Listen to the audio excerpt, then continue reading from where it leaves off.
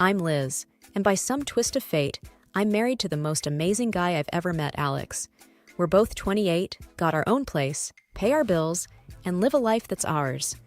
It's been a year since we said I do, and honestly, life's been good, except for one little thing: Alex's parents. Now, don't get me wrong, I never expected to be the daughter-in-law in shining armor, but I also didn't expect to be the family's unwanted guest. The day I met my in-laws, it felt like walking into a lion's den with a stake tied to my neck. My mother-in-law, Jane, had this way of looking at me, like she was trying to figure out if I was more of a nuisance or just plain boring. I could tell she had sized me up and found me lacking before I even had a chance to say hello. Alex had warned me about his mom.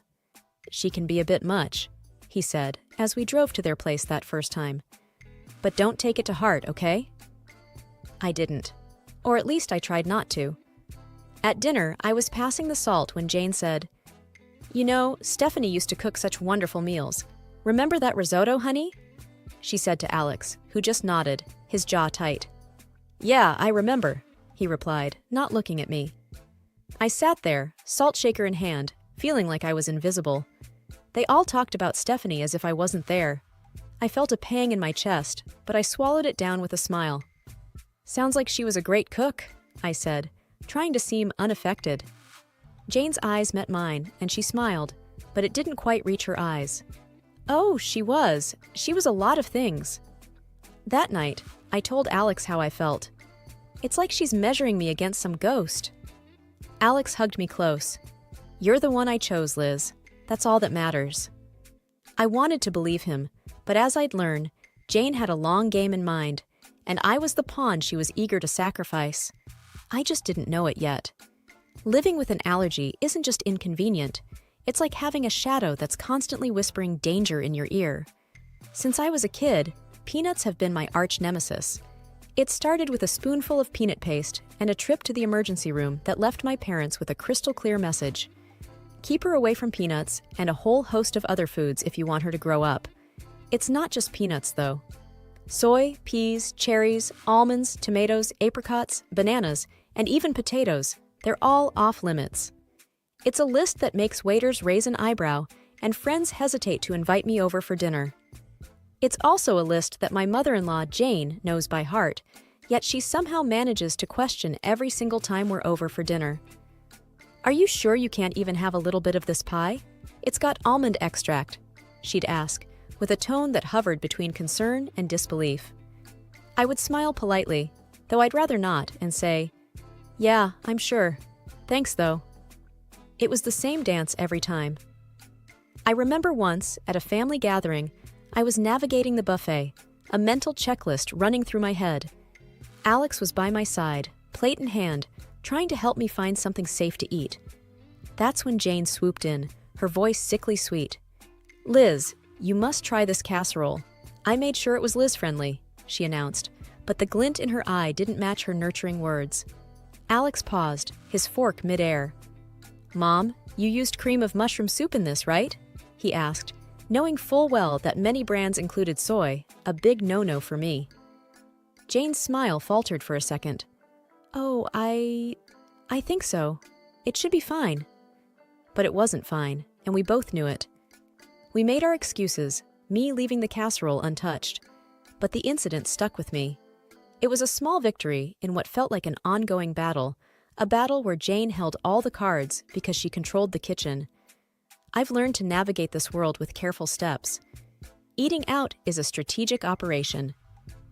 Alex and I were at our favorite Italian place, a rare find that understood the gravity of food allergies. I'd recited my usual spiel to the waiter, who nodded understandingly. Alex watched me with those soft eyes of his, the ones that said he'd do anything to make my life easier. "You okay?" he asked, after the waiter left. "Yeah, I'm fine. I just hate making a fuss," I replied, folding my napkin on my lap. "You're not making a fuss. You're making sure you don't, die," he said, half joking, half serious. I laughed, a short, grateful sound. "Well, when you put it that way." After dinner, as we walked under the clear night sky, I felt light, happy. That's when my phone buzzed with a text from Jane. Her words were like a cloud over the moon, darkening the moment. Be careful, Liz. Not everyone takes your condition seriously. Wouldn't want anything to happen to you. I read the text to Alex, who wrapped an arm around me, pulling me close. She's just trying to get to you, he said. But as much as I wanted to shrug it off, I couldn't shake the feeling that Jane's message was more than just a jab. It was a warning, a reminder that my allergy made me vulnerable, not just to food, but to people like her, who saw it as a weakness to be exploited. The rest of the walk home, I couldn't help but think about all the close calls, all the accidental exposures, and how easily something could go wrong. It wasn't just the peanuts, or the soy, or the peas. It was the realization that my allergy was more than a personal battle. It was a chink in my armor that someone like Jane could see as an opportunity. And that thought was scarier than any allergic reaction I'd ever had. Dinners at Jane's house were always a production, like a play where everyone knew their parts except me. I was the wild card, the one who could unintentionally cause a scene with a single bite. Alex tried to make it better, but there's only so much you can do when you're playing in someone else's home court. One particular evening, the tension was as thick as the gravy on the table. Jane was bustling around, placing dish after dish on the table. I sat there, my own plate empty, waiting to figure out what I could eat without a trip to the hospital. Alex, darling, pass the green beans to Liz. They're just divine, Jane said, her voice dripping with a sweetness that didn't reach her eyes. I eyed the beans, but something seemed off. What's in them? I asked. Oh, just a touch of almond slivers for crunch, she said, waving a hand dismissively. I put my hand up, stopping Alex's reach. I can't eat those, remember? Almonds are a no-go for me. Jane feigned surprise, a hand to her chest. Oh dear, I must have forgotten. Silly me. Alex's chair scraped back as he stood up. Mom, this is serious. Liz could end up in the hospital.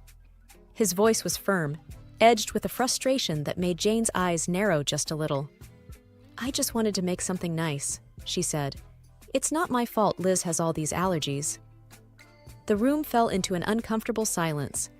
The other relatives glanced around, forks paused midair, not sure where to look. I felt a flush creeping up my neck, embarrassed by the spotlight. Alex's dad, Mark, tried to break the tension. Let's just enjoy the meal, shall we? There's plenty Liz can eat. But the damage was done. The rest of the dinner passed in strained politeness, with Jane asking pointed questions about my allergies, as if she were taking notes for next time. Later, when Alex and I were alone, he apologized. I'm sorry, Liz. I should have double-checked everything before we came. I shook my head, tired of feeling like a problem to be managed. It's not your fault, but I'm starting to think your mom does these things on purpose. He didn't answer, and he didn't need to. We both knew the truth. Jane was serving up a side of malice with every meal, and I was the main course. I could always tell when Jane had been working on Alex. He'd get this distant look in his eyes, like he was seeing me, but also seeing through me, weighing her words against his own judgment. This particular evening, it was like a cloud had settled over him, and I knew it before he even said a word. Mom thinks we should consider... Well, she thinks we might not be thinking about the future enough, Alex muttered, not meeting my eye as he fumbled with the TV remote. The future? I asked, a sinking feeling in my gut. Yeah, kids and your health issues, he continued, the word issues hanging awkwardly in the air between us. I felt a tightness in my chest. She talked to you about my allergies again, didn't she? He sighed, setting the remote down. She's just worried, Liz. She thinks it's a lot for us to handle, especially if we want a family. I bristled. We've talked about this. I've managed so far, haven't I? And there are plenty of people with allergies who have kids. Alex ran a hand through his hair, a sure sign he was stressed. I know. It's just... She has this way of making me doubt things. The room was quiet for a moment, the tension thick. I watched him, this man I loved, wrestling with the seeds of doubt his mother had planted. Alex, do you doubt us? I asked, my voice barely above a whisper. No. He looked up, finally, his eyes clear and firm. No, I don't. I just hate that she keeps bringing it up. I hate that it makes us fight. I reached for his hand, our fingers intertwining. "We're not fighting. We're on the same side, remember?" He nodded, pulling me into a hug. "You and me against the world, right?" "Right," I said, but as I held him, I couldn't shake the feeling that Jane's words were like weeds, threatening to grow wild and choke the life out of the beautiful thing we had. And I knew then that it wasn't just my allergies that needed managing. It was the doubts that could seep into the cracks of even the strongest relationships. The news of my pregnancy came as a surprise, a happy one for Alex and me, a complicated one for everyone else. The day we announced it to his parents, Jane's reaction was like watching a robot trying to mimic human emotions. A pause, then a smile that didn't quite match the situation. "We're going to have a baby, Mom," Alex said, his voice a mix of pride and caution as he gauged his mother's reaction. "That's wonderful," Jane managed to say, the words sounding foreign in her mouth. "We must have a family dinner to celebrate." I was skeptical. Celebrations at Jane's were never just celebrations, but I saw the hopeful look in Alex's eyes and agreed. The night of the dinner, the house was buzzing with relatives. Jane was the perfect hostess, floating from guest to guest with a grace that felt almost genuine. When she reached us, her smile was practiced. "Congratulations, Liz," she said. "This is such a joyous occasion." "Thank you, Jane," I replied, trying to match her formality. "We're excited." Alex wrapped his arm around my waist, a silent thank you for playing along. As dinner approached, I felt the familiar anxiety.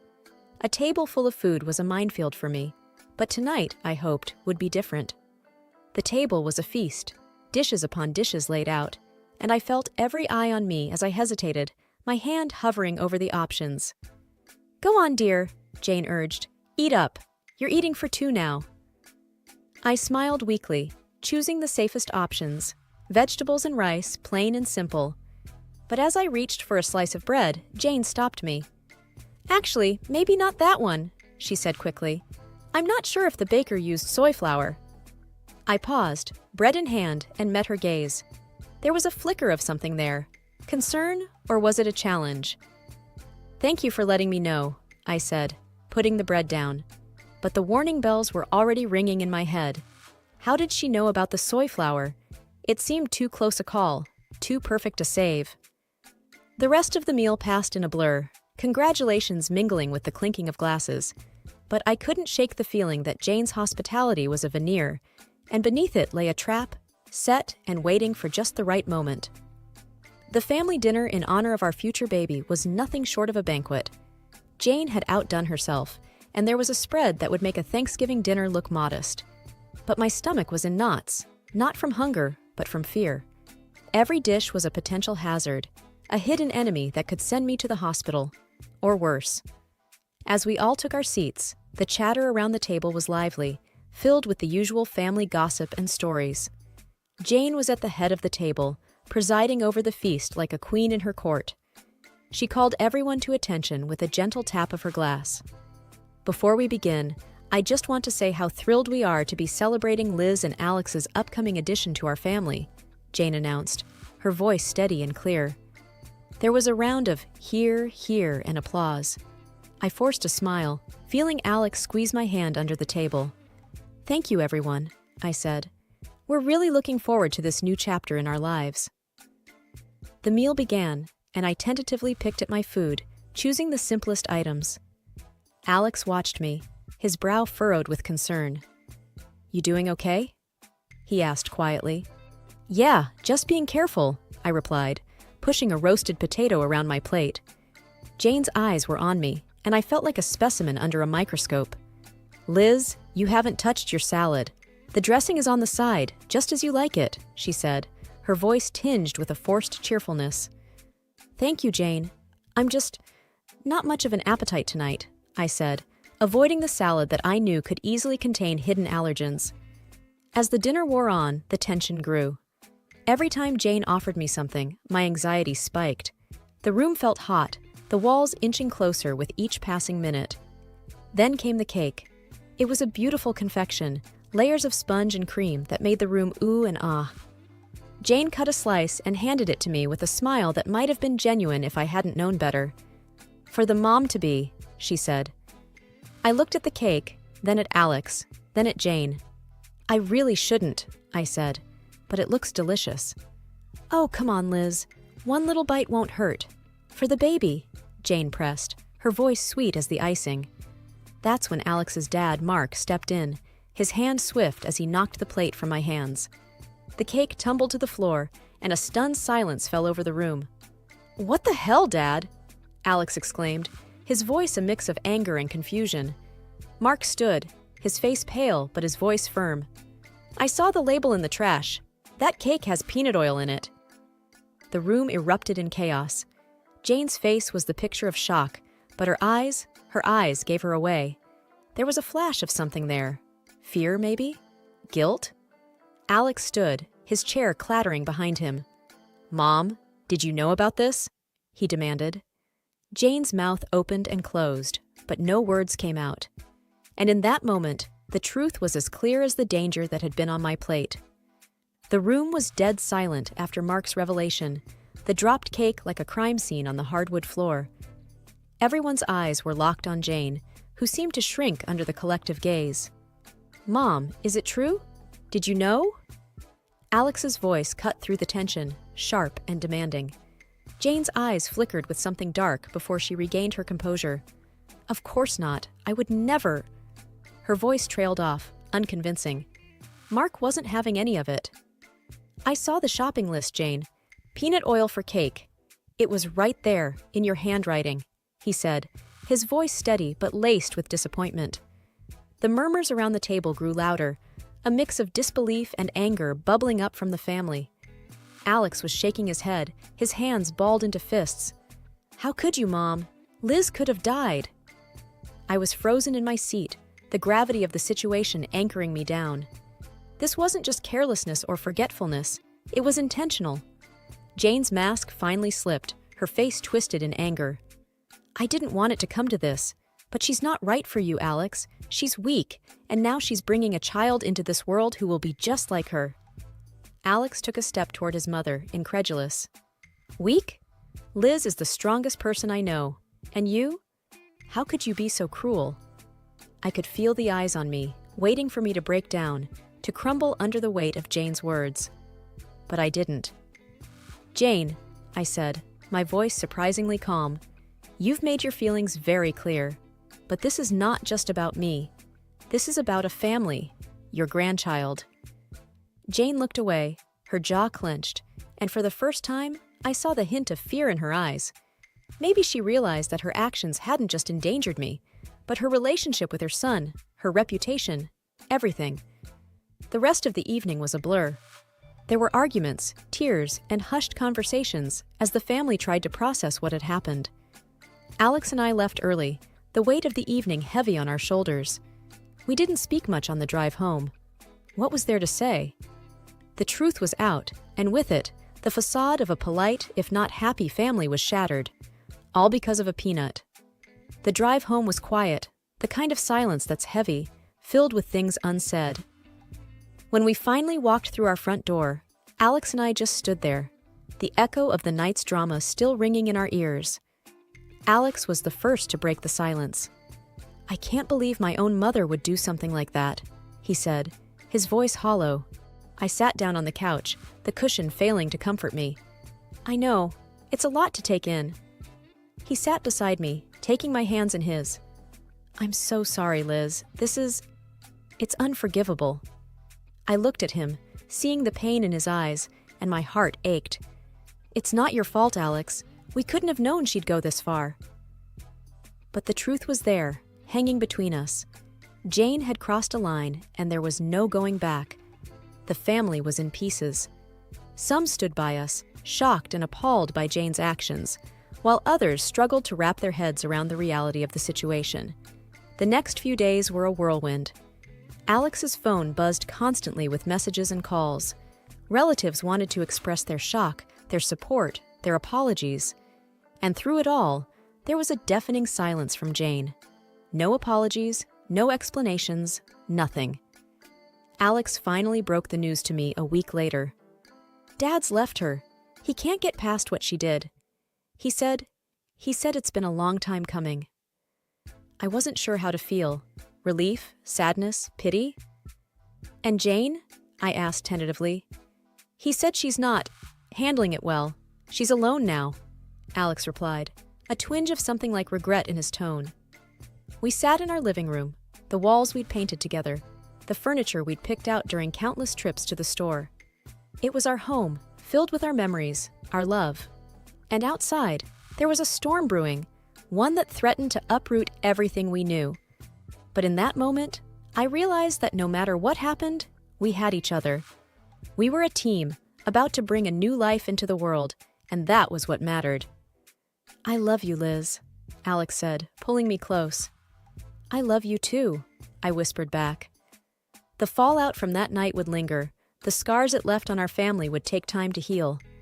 But as I looked at Alex, at the life we'd built, and the future we were about to embark on, I knew that we'd weather any storm together. And as for Jane, she was a chapter in our lives that we had closed, a story that we wouldn't let define us. From now on, it was just us, our baby, and the road ahead. Whatever it brought, we'd face it together,